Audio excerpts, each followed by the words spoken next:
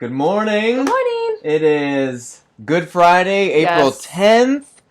So we're heading into the weekend full steam ahead. I was shocked when I remembered it was Friday today. This week went so fast. It's funny because last week dragged on. So bad. Literally. And this week, just like that. Super fast. My name is Adam. I'm the youth pastor at Crossroads Church. This is my amazing wife, Sydney. And we have a beautiful son, Jack.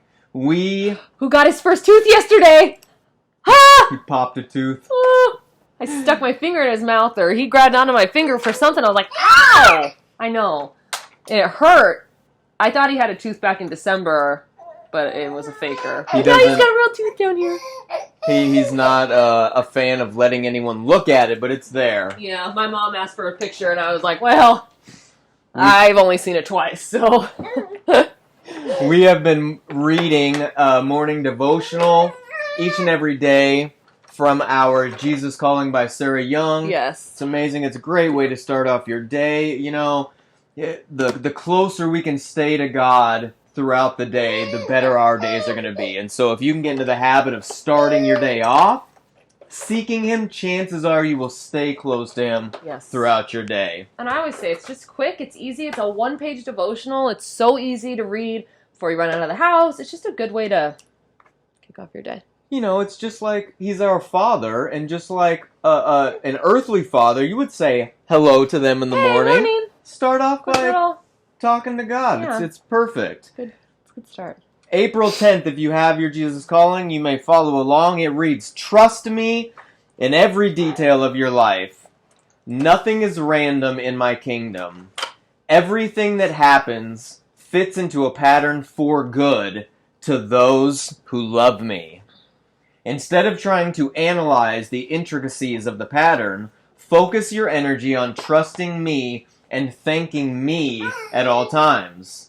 Nothing is wasted when you walk close to me. Even your mistakes and sins can be recycled into something good through my transforming grace." There was so much truth in that one sentence that will... "While you were still living in darkness, I began to shine the light of my presence into your sin-stained life. Finally, I lifted you up out of the mire into my marvelous light. Having sacrificed my very life for you, I can be trusted in every facet of your life." And then there are some verses underneath to give us some context. They read, "But blessed is the man who trusts in the Lord, whose confidence is in Him." Jeremiah chapter 17, verse 7. "We are assured and know that God being a partner in their labor, all things work together and are fitting into a plan for good to and for those who love God and are called according to His design and purpose." Romans chapter 8, verse 28. "He drew me up out of a horrible pit, a pit of tumult and destruction, out of the miry clay, froth and slime, and set my feet upon a rock, steadying my steps and establishing my goings." Psalm chapter 40, verse 2. "But you are a chosen generation, a royal priesthood, a holy nation, His own special people, that you may proclaim the praises of Him who called you out of darkness into His marvelous light." 1 Peter chapter 2, verse 9. I have some feelings. This is like a summary of my adolescence. Yeah. This spoke directly to my relationship with God and the fact that God can use any rebellion and sin for good if you allow Him to is so true and so relevant. Yes. Even when you don't see it, you're not following God. When I was growing up... Amen. There you go.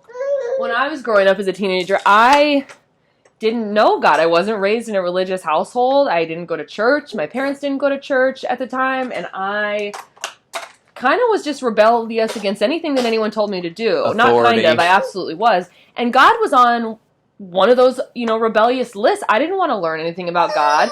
I didn't think he was real, and I actively would argue with people about him. And then I further got into sin and a life of just, living the wrong way.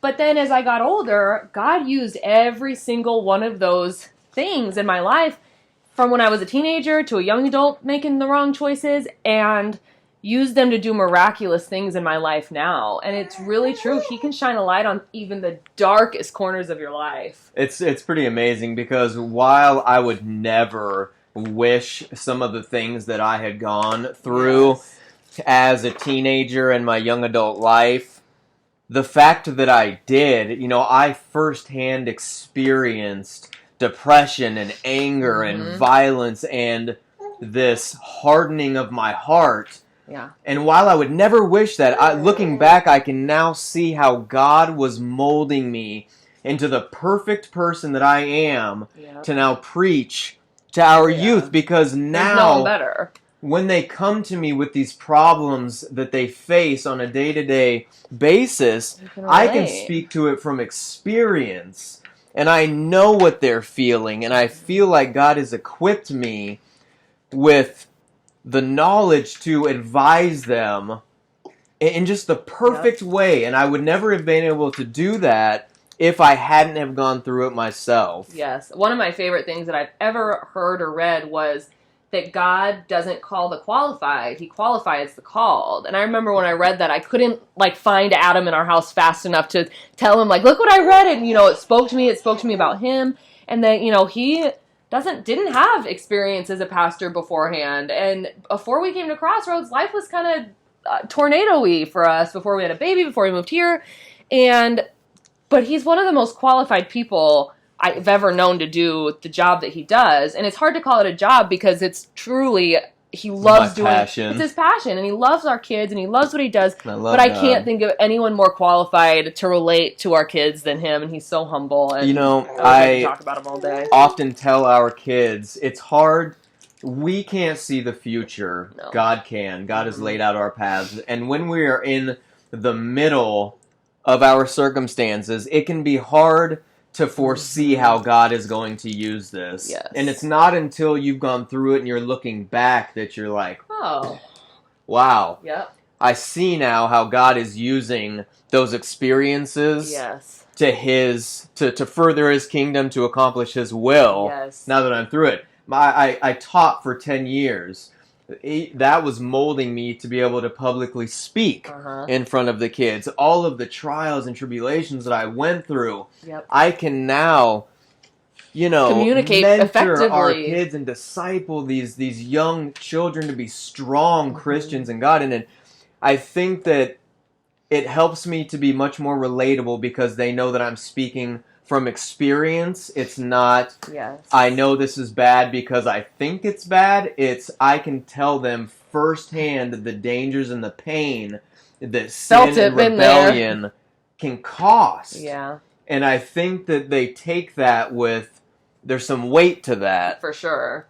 And I think, sometimes our kids have the worry that they're too broken for God to come to them or meet them, or they've been through too much, they've sinned too much, they've done too much wrong in their life, when we know that's not the truth. And God not only uses your actions that you act upon after, being saved and believing in Christ, he uses those way long before you ever knew Jesus. Some of the things that have molded my life in the most important ways were actions that I did before I ever knew Christ, before I ever came into my faith when I was a teenager. And those things, I love looking back now and, comparing and contrasting how God was preparing me for, being a mother and mentoring to the girls in our youth group. And it's really, really miraculous what God can do with the worst part, what you have experienced as the worst part of your life. The miraculous things he can do, because I've seen it firsthand with Adam, myself, some of our kids that we know, the things that they've gone through. It's just amazing.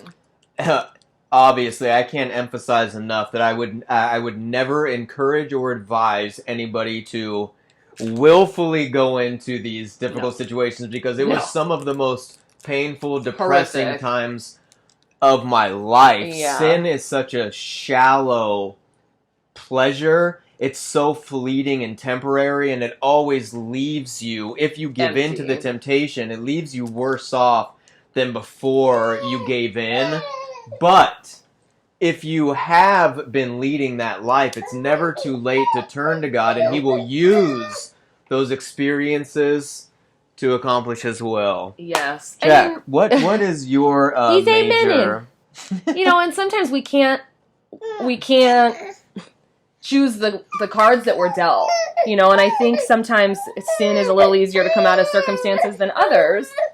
But sometimes we can't choose the hand we're dealt, but God can choose how He works through you, and God chooses how He's gonna